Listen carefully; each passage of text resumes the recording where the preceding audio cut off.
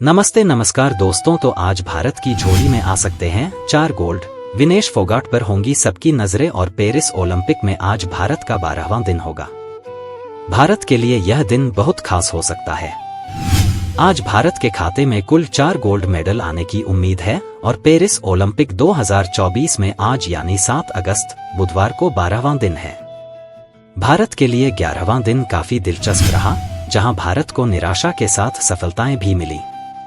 Hockey team को semifinal में Germany के खिलाफ हार झेलनी पड़ी, तो वहीं महिला पहलवान विनेश फोगाट ने 50 किलोग्राम कैटेगरी के फाइनल में जगह हासिल कर ली। इसके अलावा नीरज चोपड़ा ने भाला फेंक प्रतियोगिता के फाइनल में जगह पक्की की और अब आज यानी 12वें दिन भारत के खाते में कुल 4 गोल्ड मेडल आने की उम्मीद है।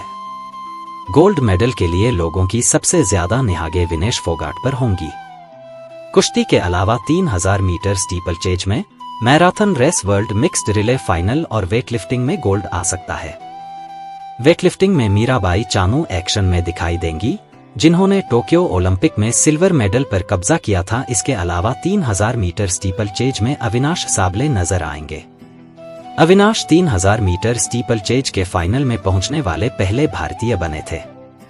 एथलेटिक्स के marathon race, world mixed relay final में प्रियंका और सूरज पंवार की जोड़ी मैदान पर होगी। और अब हम ओलंपिक में 7 अगस्त को भारत का शेड्यूल बताते हैं। Mixed marathon race walk relay, Suraj Panwar Priyanka Goswami सुबह 11 बजे और पुरुषों की ऊंची कूद क्वालिफिकेशन सर्वेश कुशारे दोपहर 1:35 बजे और महिला 100 मीटर बाधा दौड़ राउंड 1 ज्योति याराजी दोपहर 1:45 बजे। Women's javelin throw qualification Annu Rani दोपहर 1:55 बजे और men's triple jump qualification Abdulla Aboobacker और प्रवीण चित रवेल रात 10:45 बजे और पुरुषों की 3000 metre steeplechase final Avinash Sable देर रात 1:13 बजे और women's freestyle 53 kilogram round of 16 Antim Panghal बनाम ज़ैनब येदगिल दोपहर 2:30 बजे। वुमेन्स फ्रीस्टाइल 53 किग्र क्वार्टर फाइनल क्वालिफिकेशन के आधार पर शाम 4:20 बजे। वुमेन्स फ्रीस्टाइल 53 किलोग्राम सेमीफाइनल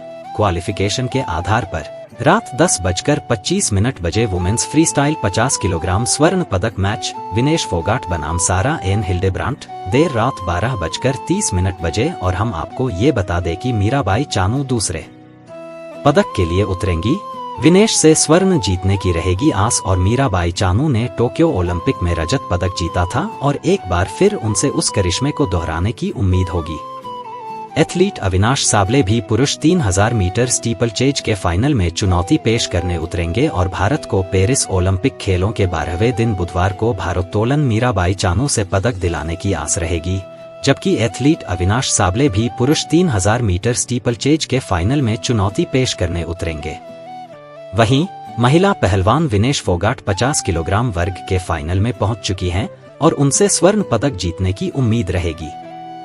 महिला गोल्फर अदिति अशोक और दीक्षा डागर भी अपने अभियान की शुरुआत करेंगे, जबकि महिला टेबल टेनिस का सामना क्वार्टर फाइनल में जर्मनी से होगा और मीराबाई चानू ने टोक्यो ओलंपिक में रजत पदक जीता था और एक बार फिर उनसे उस करिश्मे को दोहराने की उम्मीद होगी। मीराबाई अगर पदक लाने में सफल रहीं तो वह उन भारतीय एथलीटों में शामिल हो जाएंगी जिन्होंने ओलंपिक में 1 से अधिक पदक जीते हैं। अब तक भारत के लिए सुशील कुमार, पीवी सिंधु और मनु भाकर ही ऐसे भारतीय खिलाड़ी हैं जिनके नाम ओलंपिक में 2 पदक जीतने की उपलब्धि दर्ज है और अविनाश से पदक की आस क्वालिफिकेशन में उम्दा प्रदर्शन करने वाले भारतीय एथलीट अविनाश साबले से भी बेहतर करने की उम्मीद है। साबले ने फाइनल में क्वालिफाई करके भारत के लिए एक और पदक की उम्मीद जगा दी है। दूसरी ओर मनिका बत्रा, अर्चना कामत और श्रीजा अकुला की महिला टेबल टेनिस टीम सेमीफाइनल में प्रवेश करने के इरादे से उतरेगी। अगर मनिका की अगुवाई वाली टीम जीत हासिल करने में सफल रही तो पदक पक्का करने की ओर एक कदम बढ़ा देगी और विनेश अपने शुरुआती मुकाबले से ही शानदार लय में दिखी। उन्होंने शुरुआती दौर में शीर्ष वरीयता प्राप्त सुसाकी को 3-2 से हराकर बड़ा उलटफेर किया। टोक्यो खेलों की स्वर्ण पदक विजेता और 4 बार की विश्व चैंपियन सुसाकी ने इससे पहले अपने अंतर्राष्ट्रीय करियर में 82 मुकाबलों में से किसी में भी हार का सामना नहीं किया था। जापान की इस खिलाड़ी को शायद ही इस बात का अंदाजा था कि इन खेलों के पहले मुकाबले में ही उन्हें किस चुनौती का सामना करना है। विनेश ने आखिरी कुछ सेकंडों में मैच का पासा पलटते हुए 3-2 की यादगार जीत दर्ज की। उन्होंने इसके बाद क्वार्टर फाइनल में पूर्व यूरोपीय चैंपियन और 2018 विश्व चैंपियनशिप की कांस्य पदक विजेता लिवाच की चुनौती को 7-5 से खत्म किया। उन्होंने इस लय को सेमीफाइनल में जारी रखते हुए क्यूबा की पहलवान को अंक बनाने का कोई मौका नहीं दिया।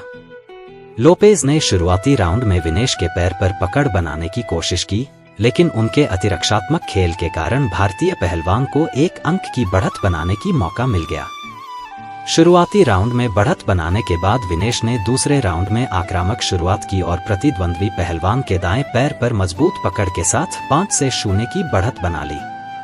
क्यूबा की पहलवान ने इसके बाद विनेश पर पकड़ बनाने की कोशिश की, लेकिन विनेश के शानदार रक्षण के आगे उनका प्रयास विफल हो गया और अपना तीसरा ओलंपिक खेल रही 29 साल की विनेश इन खेलों में अपने पहले पदक से अब केवल 1 जीत दूर है। विनेश के पास ओलंपिक छोड़ हर बड़े खेल का पदक है। इसमें राष्ट्रमंडल खेलों का स्वर्ण, एशियाई खेल में पदक, विश्व चैंपियनशिप के 2 कांस्य के साथ एशियाई चैंपियनशिप के पदक शामिल हैं। वह रियो और टोक्यो ओलंपिक में हालांकि पदक नहीं जीत सकी थी। भारत के राष्ट्रीय कोच वीरेंद्र दहिया ने अंतिम पंगाल के ड्रॉ के लिए रवाना होने से पहले कहा, विनेश ने आज जो किया है वह किसी चमत्कार से कम नहीं है। निशा की चोट के कारण सोमवार का दिन बहुत दुखद था, लेकिन विनेश ने उस दर्द को कुछ कम किया है। जापान की पहलवान के खिलाफ जीत के बाद सिर्फ भारतीय खेमा ही नहीं बल्कि ड्रॉ के इस हाफ में शामिल अन्य पहलवान भी जश्न मना रहे थे। विनेश के खिलाफ अंतिम 8 में 5-7 की करीबी हार के बाद लिवाच ने कहा, विश्व चैंपियन के बाहर होने के बाद मुझे लगा कि अब मेरे पास बेहतर मौका होगा, लेकिन विनेश बहुत मजबूत थी। मैंने पूरा दमखम लगाने की कोशिश की, लेकिन मैं कुछ गलतियां भी कर बैठी। सुसाकी के पास विनेश के खिलाफ मुकाबले में आखिरी कुछ सेकंड से पहले तक 2-0 की बढ़त थी। विनेश अपने अनुभव का पूरा इस्तेमाल कर आखिरी 9 सेकंड में जापान की चैंपियन पहलवान को टेक डाउन कर 2 अंक हासिल करने में सफल रही। जापान की टीम ने इसके खिलाफ अपील भी की, लेकिन रेफरी ने वीडियो रिप्ले देखने के बाद उसे खारिज कर दिया, जिससे विनेश को 1 और अंक मिला और उन्होंने 3-2 से जीत हासिल कर ली। सुसाकी के खिलाफ विनेश ने वह कर दिखाया जिसके बारे में शायद कम ही लोगों ने सोचा होगा। ओलंपिक से पहले उन्होंने स्पेनिश ग्रां प्री में भाग लिया था और उसमें जीत दर्ज की थी। इस स्पर्धा में हालांकि शीर्ष पहलवान नहीं थे, फिर भी इससे उन्हें मैट में समय बिताने का मौका मिला। निशा दहिया सोमवार को महिलाओं के 68 किलोग्राम में कंधे की चोट के कारण क्वार्टर फाइनल में हार के बाद पहले ही प्रतियोगिता से बाहर हो गई हैं। तो आप मेरे चैनल संजू वर्ल्ड जॉन को सब्सक्राइब करें और यह वीडियो आप कहां से देख रहे हैं कमेंट करके बताएं। तो इसी के साथ हम मिलते हैं अगली वीडियो में, तब तक के लिए फिलहाल इतना ही। जय हिंद, जय भारत।